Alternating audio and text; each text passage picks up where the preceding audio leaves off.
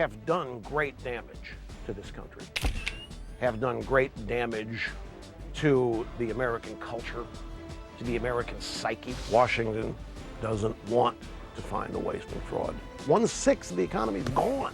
Government just took it. I don't think that the rest of the world's enamored of Obama. If you read the foreign press, you get the truth. I love radio. Radio is the single greatest opportunity I have to be who I am.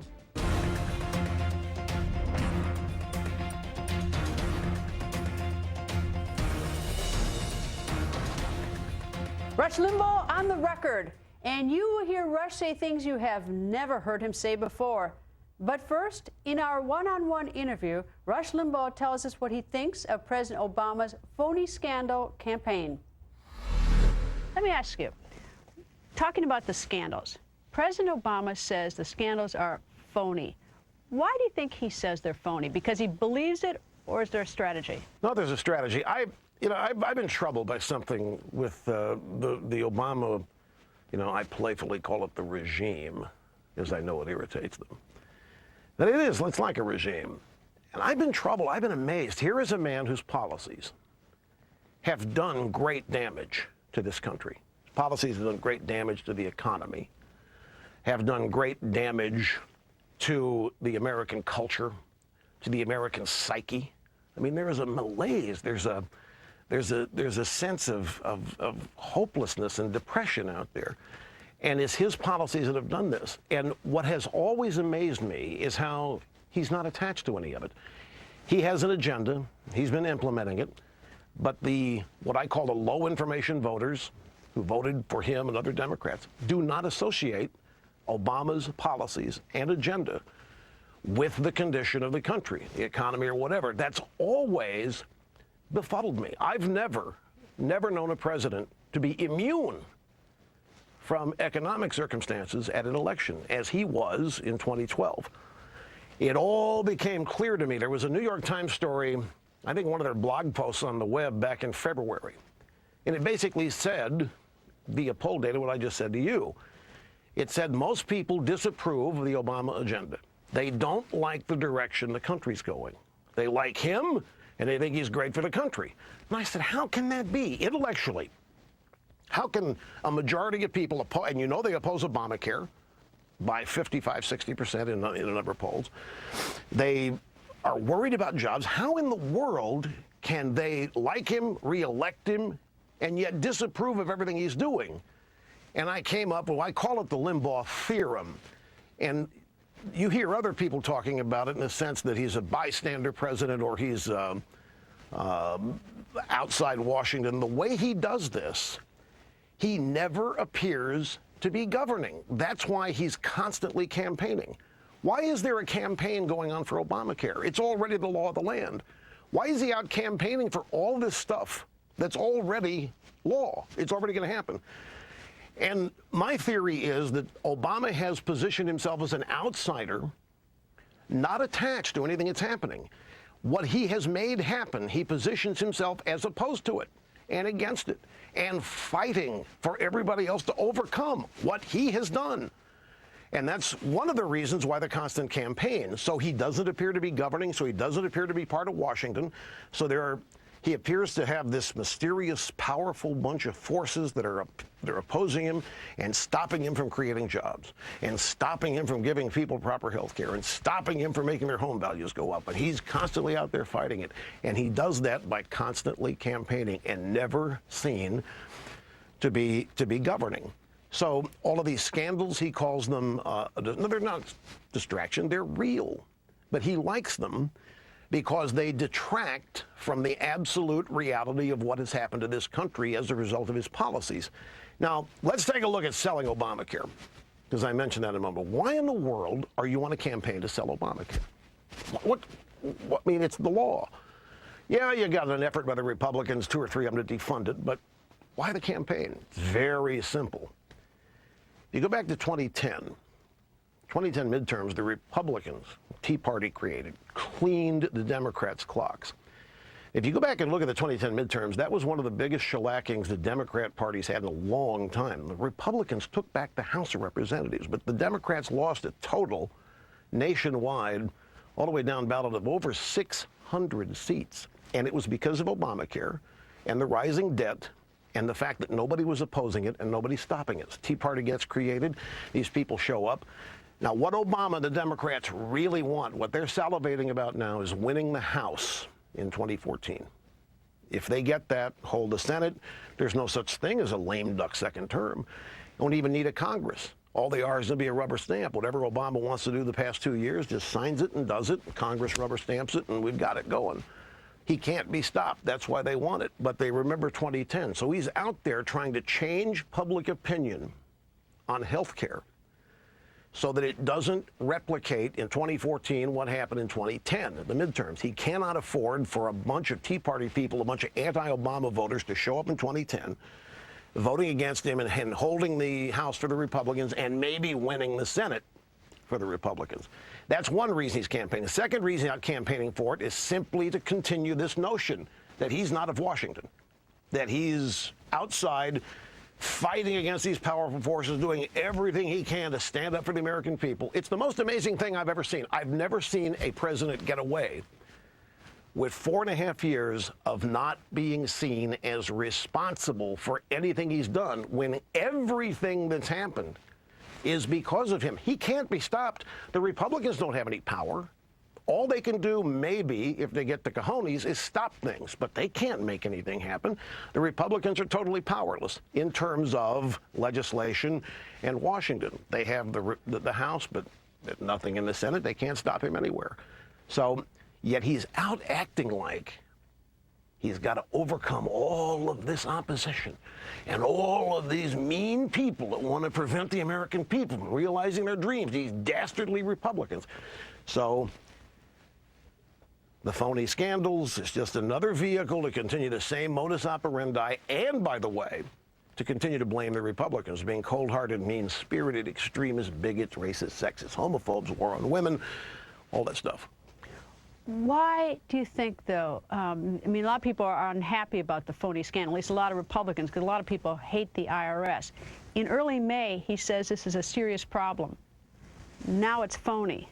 And it's just a campaign tactic? Is that what you're saying? He's got a slavish media. He can say whatever he wants, and he's not going to be called on it by the media. He can do pretty much everything he wants. I should have added in my previous answer to your question that he couldn't get away with any of this without a slavish media. I mean, the media doesn't question him. It just, in fact, that is on board with his agenda and is trying to help him advance it. I've gotten to the point where what he says is irrelevant. So he's out there. I can give you quotes of what he said in 2002, 2005, 2007 about health care. I give you quotes of what he said about global warming and all these things that they're irrelevant. What you have to do is watch what he does. He's always going to tell you he's not doing what he's doing. He's always going to position himself as having nothing to do with what's happening. He's always going to position himself as it's the Republicans. They're constantly complaining, whining, I fixed the IRS. I fired whoever did this. It's reprehensible. All he's got to do is talk about how reprehensible he thinks it is. Media reports Obama thinks IRS scandal is horrible, and that's it. The thing that you have to know is, everybody says, well, I wonder if there's a smoking gun memo, Obama and the IRS. It doesn't need to be one. He hires people, puts them in these places. He knows what they're going to do. They're all miniature Obamas. There won't be a smoking gun. There doesn't have to be a memo. He doesn't have to give people that work for him instructions or a manual on how to screw the Republicans or stop conservatives. That's what they want to do themselves. Plus, they want to make him happy. So I think it's incredible what's happening. I think it's out of the world incredible that we have somebody whose policies have led to the melees and the destruction of the economy and the hijacking of the healthcare industry, and he's not held accountable for it. I think it's been out there. It's plain to see. Republican Party wants a new base. The Republican leadership isn't conservative. They're not particularly crazy about conservatives. I mean, I'm fairly prominent media conservative. I get more grief than the Taliban gets. I get more grief than Al-Qaeda gets. And all conservatives do. It's because we do constitute a threat to the way Washington views the country. And I don't think it's so much conservative versus liberal, although it is, but it's Washington versus the rest of the country is what's really transpiring now. And Washington has a mindset and a desire for the country that doesn't dovetail with the majority of the American people. So what is the future of the Republican Party based on what you say? I really don't know. Because politics is too unpredictable. There is anything that we're not even conceiving as possible, a scandal or some such thing that could happen, which could cause people to start voting against Democrats in droves, regardless what the Republicans do. So it's dangerous to start predicting the demise of political parties and so forth. And I'm not doing that. I'm just sharing with you the sense I get as a conservative. 25 years of doing this on this show and watching it all, and so much of it on the surface intellectually doesn't make any sense. There has to be a reason. These Republicans are not stupid.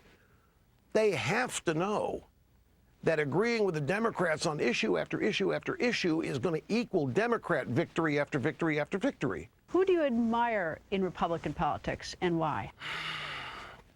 I admire any who are bold enough and brave enough to speak about what they truly believe. Ted Cruz is one. Sarah Palin is another. Any of them who are fearless and have the courage of their convictions and have no compunction about saying it. They're not embarrassed of themselves. They're not insecure.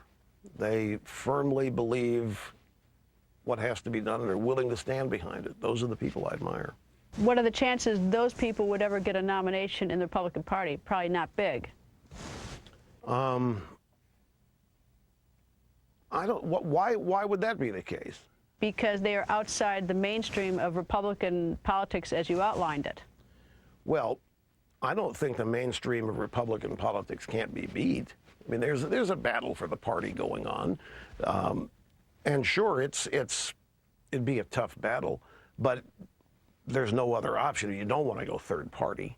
That just ensures the Democrats are majority party forever. You don't want to do that. So you have to do what you can to work within the Republican Party to take it over. I think the right conservative candidate could score. Reagan did it. I know a lot of people, could you stop talking about Reagan? But Reagan, there's only one of them, but Reagan is a real life example of what can be done and what happens when a prominent conservative triumphs. The country and the Democrat Party set out trying to revise history about him and destroy his reputation and image and so forth. It's a never-ending battle. A lot of people probably say, why are Republicans and conservatives so, for lack of a better word, disliked? I mean, the real battle, folks, that I think is going on is, on the one hand, the country is founded with liberty and freedom and the government as a servant, versus another view which says the government is all powerful and all everything and it's the people who are servants.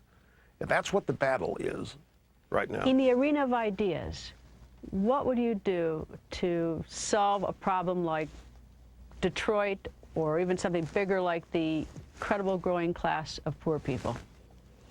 Well, what you want to do first? Either. Take your pick. Okay, Detroit, the first thing you got to do is analyze what really happened there. Why did it go wrong? Now, there's some obvious things. The city's been run by Democrats unchecked since, I think the last Republican mayor was 1957. Okay? You've had, that town has been a petri dish of everything the Democrat Party stands for, everything the Democrat Party loves. Massive unions, massive pensions, pay people pensions and health care long after they've stopped working. The math doesn't add up. You have massive welfare states where citizens are given things left and right in order to buy their votes. You have no opposition whatsoever. Then in the case of Detroit, you throw race into the mix, and you bring on Mayor Coleman Young, who causes the riots in 1967 in Detroit, and Mayor Young calls a white flight to suburbia, and Detroit is left with nothing but liberal Democrats running it. It is what it is. And any place in this country that has similar circumstances, the same fate is going to happen to them. Now, what was your thing about poverty? How to bring poverty? Yeah, because LBJ said the war on poverty, we're going to have legislation to try to eradicate. The poverty is growing. It's not getting better. There are a lot of people suffering. Yeah, imagine that.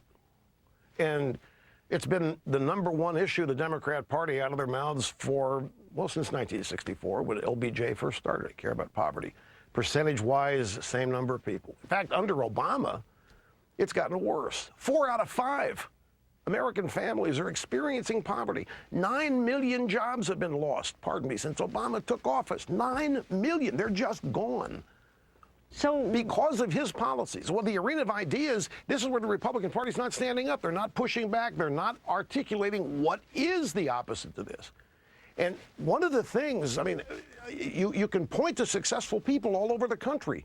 No matter how successful, there are different levels of it. You point to them. How'd they do it? That's all you have. How did they do it? Well, there are recipes. They cared. They worked hard. They had ambition. They learned what they had to learn. Some of them might have had connections here and there. Nobody does everything by themselves. But you're certainly not going to eradicate poverty by creating dependency. Santa Claus is not a cure for poverty. It isn't going to happen. All it is a way to buy votes. That's why the Democrats want amnesty. Do you think President Obama likes his job? I have no idea. I don't know him. I've never spoken to him. And I don't know how to read those kind of tea leaves just watching him. All I can do is read what other people have written about how he doesn't show up early or whatever. I've read people say that the job's beneath him. He really needs to be running the world, to be challenged, to be invigorated. The United States is chump change. He needs the United Nations. He needs to be running the whole shebang. I don't know what's true. I don't know whether he likes a job or not. I think he does and is relishing the opportunity to put into play what leftists have only dreamed about in faculty lounges for 50 to 75 years. I think he's thrilled with the opportunity he has to transform America and move it away from this unjust, immoral way it was founded and make it fair for everybody. I mean, whatever he's trying to do to it. I do think he's probably obsessed and very absorbed with that. Whether he likes getting up, going to work every day and dealing, I don't think he likes having opposition. I think it's beneath him. He doesn't want to negotiate with opponents and wipe them out. Put in the political sense, just get rid of them. That's his modus operandi. So I don't think he likes the process like Dukakis did. Straight ahead, Rush Limbaugh has much more to say. He insists Washington doesn't want to find waste and fraud. What does he mean by that? You've not heard this, and you will, straight from Rush. Plus, you will find out the real reason why Rush loves his job. Our sit-down interview with Rush Limbaugh continues next. You have never heard this before. Rush Limbaugh telling us, in the eyes of Washington, waste and fraud are no big deal. Once again, here's Rush Limbaugh. Why is there no enthusiasm to go after waste and fraud? We did a story last night in which we're paying money to dead farmers, and I don't care if you're Republican or Democrat. I cannot understand how that is not seized upon a politician and run with it. I would think it was popular. I would too. But see, I mean, the answer to that again is Washington doesn't want to find the waste and fraud. Not really. Maybe a couple of isolated examples. Somebody say, here, look what I did. I'm shutting this down. But they don't want to. They don't want to make the government smaller. I'll give you an example of the way this works, I think. And I wish I'd have known this 25 years ago or 30. For all of our lives, ever since the late 60s, early 70s, we've been hearing we've got to stop our dependence on foreign oil, right? We've got to stop this. The global warming debate has been about it, but we've got to stop importing so much oil. Every party, Republicans, Democrats, it's been a mantra. Well, there's an oil boom going on in one of the Dakotas. I always get confused which one. Fracking. Fracking has made this country entirely energy independent. If we would go get every oil reserve that we've got, that we could get right now with fracking, we wouldn't need a barrel from the Middle East. Why aren't we doing it? Why is Obama not okaying the Keystone Pipeline? Obama himself said we've got to rid ourselves of dependence on foreign oil. Republicans have said it. Why aren't we going and getting our own oil? Why are there restrictions on getting our own oil on federal lands and efforts made on private lands as to why? Prince Al-Walid, whatever his name is, the other day starts talking about, you guys continue fracking in the United States. We in the Middle East are going to have a big problem with it. They don't mean it when they say it, Greta. So when they talk about ridding the country of waste and fraud, they say it. They think people want to hear it, but when it comes to doing it, it doesn't happen, does it? Washington doesn't want to get smaller. Washington doesn't want to take itself out of people's lives. Washington does not want to reduce its power or its size. But waste? I mean, like paying dead people? I mean, how could, I don't get how anyone could think paying dead people is a good idea. They don't think it's a good idea. They just think there's anything wrong with it. It's no big deal. We're not talking about that much money. It's like the foreign aid budget. It really isn't that much money. They don't think, Greta, at the end of the day, they don't think we've got a debt crisis. I heard one of them say the other day, look, you know, I've been hearing all my life how the national debt's going to destroy this country. Well, I am now 65 years old. The national debt hasn't destroyed this country. I forget who it was. National debt, $17 trillion, up $6 trillion since Obama. Here you have the people who make this country work, the hearts of the backbone of this country, are scared to death what's happening because they don't think their kids and their grandkids are going to have any opportunity to acquire wealth. They don't think the education system is going to treat them properly, that there isn't going to be a private sector economy big enough to grow enough, to cut it up in enough ways that a lot of people acquire wealth and it's just simple contentment and prosperity. And it is getting smaller. The government's snapping it up. It's what healthcare is all about. 1/6 of the economy is gone. Government just took it. They don't know anything about healthcare. What's Obama know? Why do we invest in Obama to run healthcare or energy? What does he know? He hadn't done diddly squat. But yet people think he's the expert. Why? Because he cares more. Say, what does Washington know about any of this? They don't know diddly squat about it. Yet we invest in them to have total control and power over it. So waste and fraud, debt, American people scared to death of it. Washington, no big deal. Bernanke keeps printing. They keep buying stock and securities with it to show the economy's growing. Everything's fine. And the next time there's a crisis, like 2008, they'll go through the same rigmarole and they'll give us 24 hours to fix it or the end of the world could happen. It's a rigged game. And it's designed to keep Washington functioning as it is and keep Washington big and to prevent look at in politics, when you control something, you don't want to share it. You don't want to give it away. Don't misunderstand me. This is all a political battle. I think it should take place in the arena of ideas, in the arena of politics. I'm not casting criminal motives on anybody. This is all political.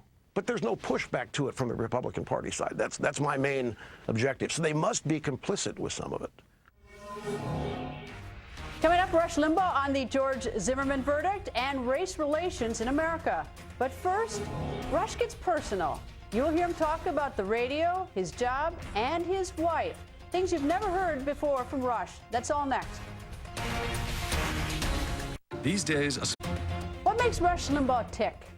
In a rare one-on-one interview, Rush gets personal. Why do you do your job? I love it. I'm doing what I was born to do. I love radio. Radio is the single greatest opportunity I have to be who I am. There are no constraints. I'm not trying to be what other people want me to be. I'm not afraid of what somebody might think, what I do. None of the normal constraints. It's just me. I have the total ability to do it the way I want to do it and to tell people what I think And if it goes wrong the first time, I come back the next hour, the next day, and I say, sorry, folks, what I meant yesterday was. It's a never-ending opportunity to get it right. It's a never-ending opportunity to, I mean, there's nothing in it for me to lie about anything. I'm not going to gain anything by lying about what I believe or lying about facts.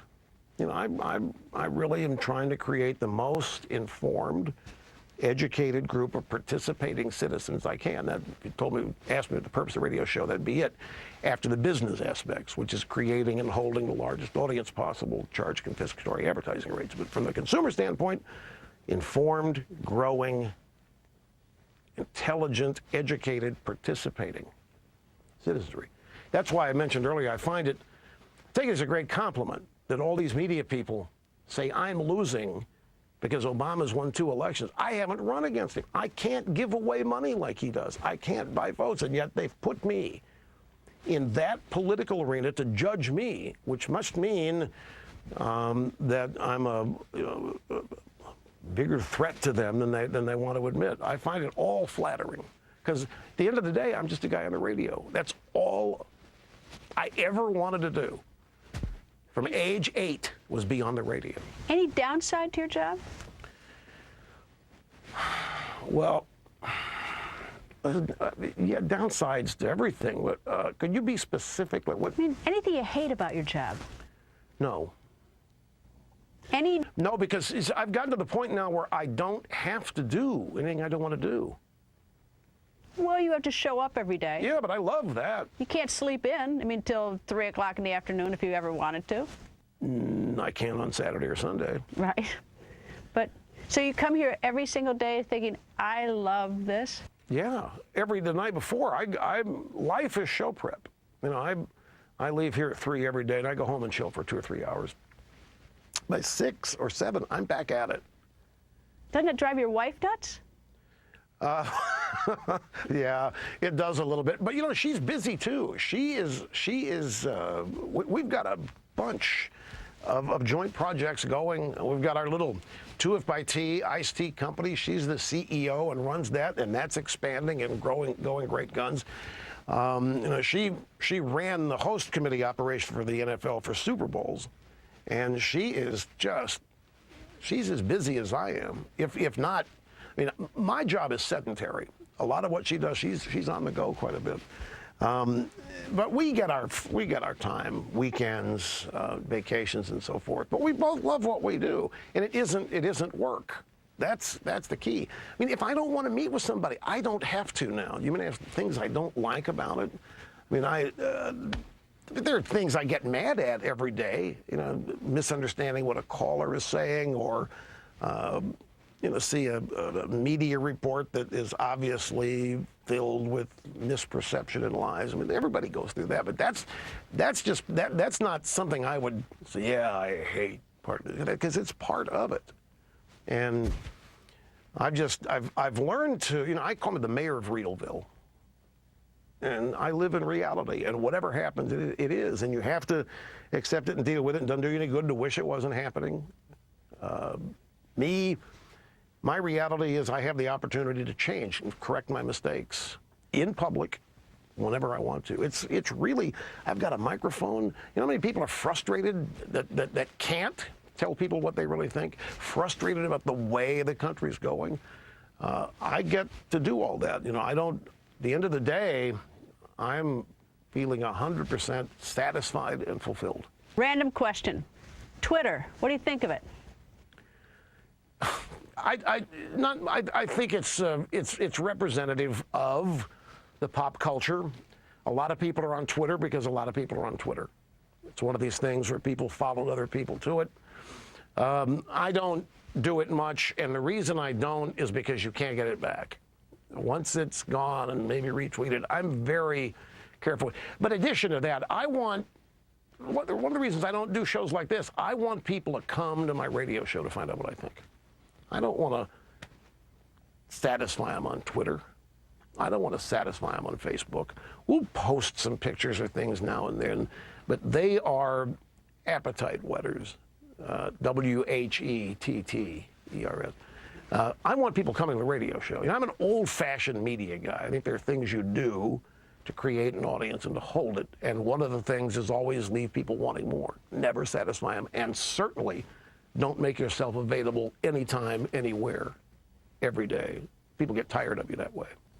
The impact of the internet on politics. The impact of the internet on everything is profound.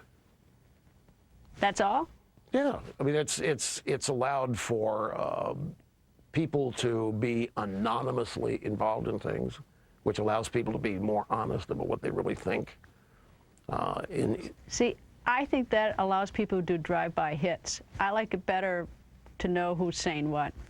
Well, no, I'm not, when I say profound, I'm not going to judge whether it's good or bad, because it is. You can't put the genie back in the bottle.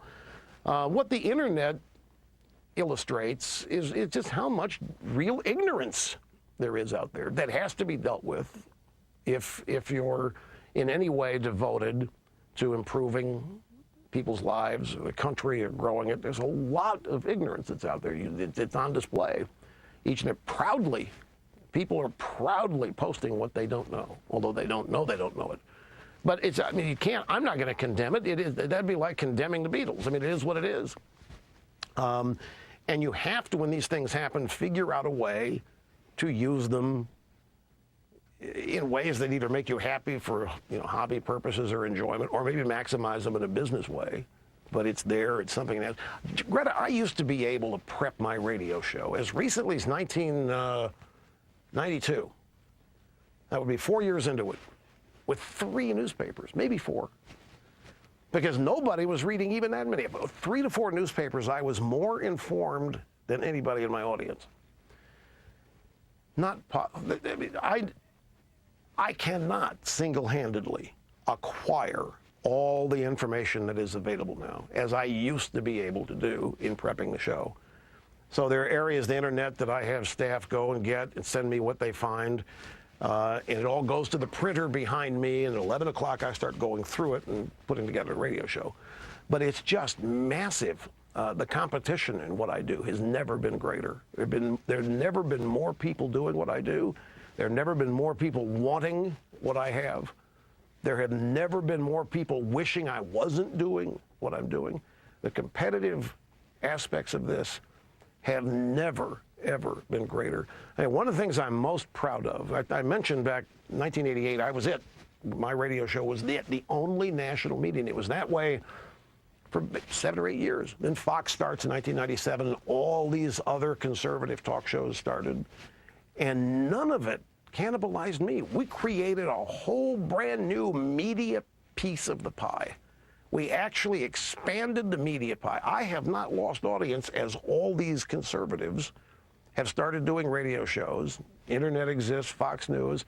It's been fabulous. I think the existence of this massive right-wing media is another reason why the mainstream media is now so openly partisan. They are openly trying to eliminate their opposition.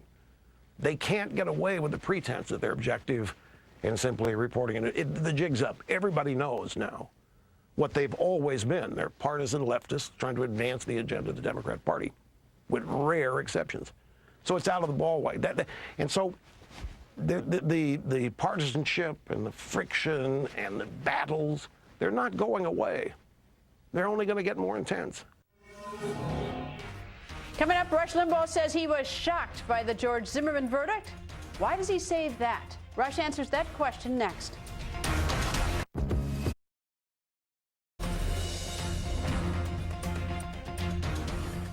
Rush Limbaugh going on the record about the acquittal of George Zimmerman and race relations in America. You have something to say about the Zimmerman verdict? Well, I was shocked, to tell you the truth. I was surprised by it. I thought the makeup of the jury and the condition of American pop culture and the fear of civil unrest would cause the jury to say, you know what, let's come up with some form of guilty and get out of here. And I was really proud. They looked at the evidence and they said, this case been overcharged and the prosecution didn't prove anything. The defense ended up proving it. So I was happy about it. But I was prepared for a verdict that had nothing to do with the law, simply because the forces, the persuasive forces out there had been trying to gin people up in the sheriff's office running PSAs. Please don't riot. That's like saying, please don't think pink. What are you thinking? There were people who were subtly, in a subconscious way, encouraging civil unrest. And I thought the jury would be aware of that, and not, it's a small town.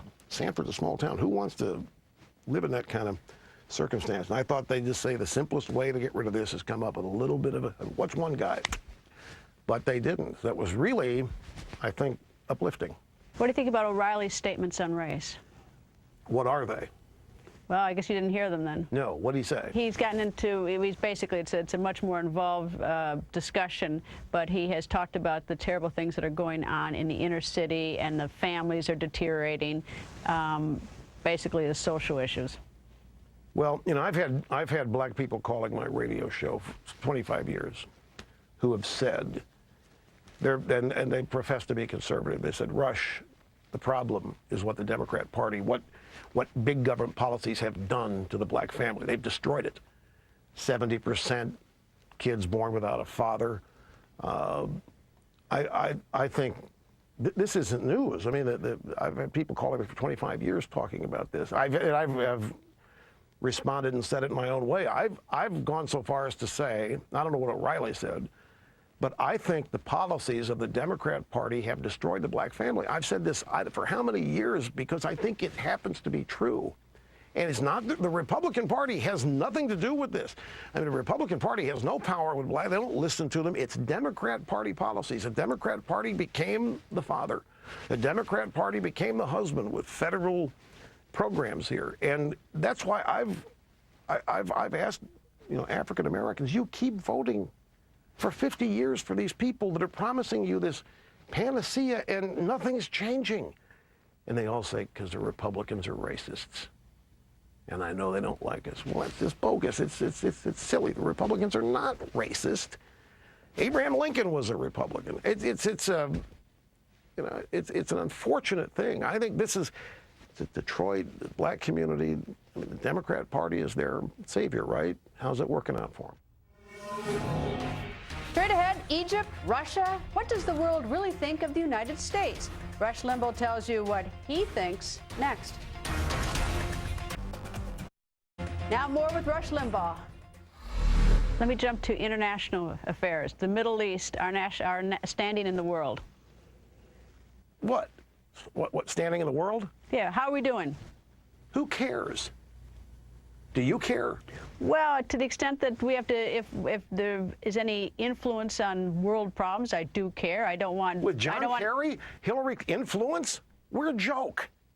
You know, you go back to 2008 and the campaign, and we were told that the world hated America. They hated Bush. They hated us because of Abu Ghraib. They hated us because of Guantanamo Bay. They hated us because of 9/11. They hated us for all these reasons. They hated us because of Republicans. They hated us because of Bush. We need Obama to make the world love us. We need Democrats and liberals and people understand Europeans. We've got all that, and we don't have any influence over what's happening in the world around to see we're trying to exert any. Now, but it's expensive. I mean, we spend a lot of money on it. Well, yeah, we spend a lot of money on everything, but there's never an accounting for how much it works. We want to be careful about something here, because the people in the U.S. military and some people in the Foreign Service are really true patriots. And they really are trying to represent and maintain America's best interests in all of these places around the world. I don't want to appear to be casting aspersions. I think the short answer to your question is that contrary to what most low information voters in this country think, I don't think that the rest of the world's enamored of Obama. If you read the foreign press, you get the truth about the incompetence, about the economic destruction. If you read the British papers, British media, you get the truth reported about what's happening in this country, because they're not part of the agenda. So, I mean, you look at Egypt.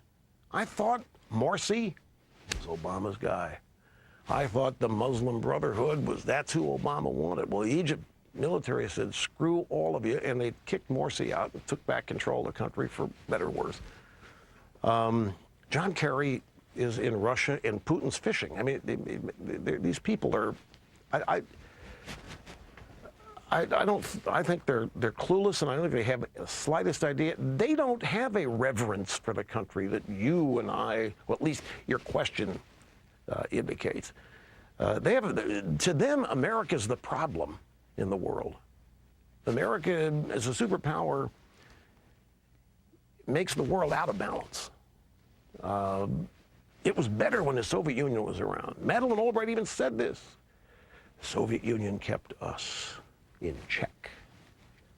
A competing superpower was able to help the United States be restrained. These people think, liberal Democrats, leftists, that the American military is focus of evil in the modern world, that we are imposing freedom on people, if you can believe that, and that the United States is destroying the planet with global warming, with our capitalism, with our wanton consumption of resources, and they're about cutting this country down to size.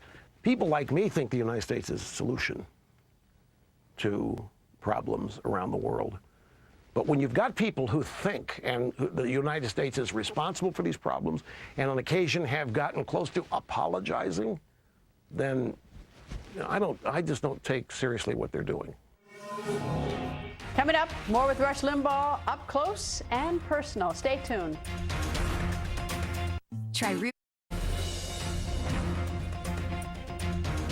So I just love radio. It's just, that's what I was born to do. And I love it. I don't know, I can't imagine not doing it. And millions of listeners can't imagine radio without Rush Limbaugh either. We want to thank Rush for taking us behind the scenes of his radio show and for taking the time to talk with us. And thank you for being with us. Make sure you go to GretaWire.com and let us know what you thought about our interview with Rush Limbaugh.